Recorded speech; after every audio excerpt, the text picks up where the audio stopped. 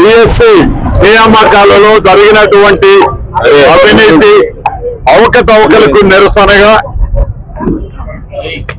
మాజీ ముఖ్యమంత్రి వర్యులు మా నాయకులు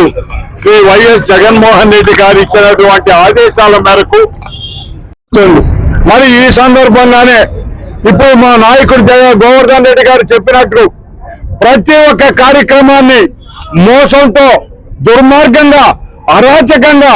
జీవాలు మార్చి కొత్త జీవాలు చీకటి జీవాలతో లక్షల రూపాయలు లక్షలు మరిగినటువంటి ప్రభుత్వ పరిపాలకులు ఎవరైతే ఉన్నారో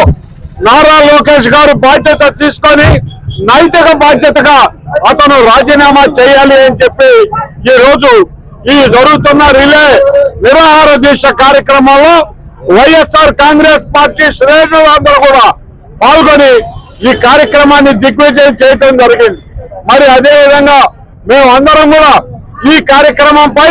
సిబిఐ విచారణ కూడా జరిపించాలనేటటువంటి కోరికతో మేమందరం కూడా ఈ కార్యక్రమాన్ని చేస్తున్నాం. భవిష్యత్తులో కూడా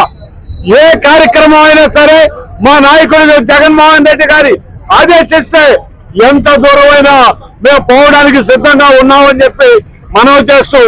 ప్రజాహిత కార్యక్రమాల్లో ప్రజల పక్షాన నిలబడి నెల్లూరు రూరల్ వైఎస్ఆర్ కాంగ్రెస్ పార్టీ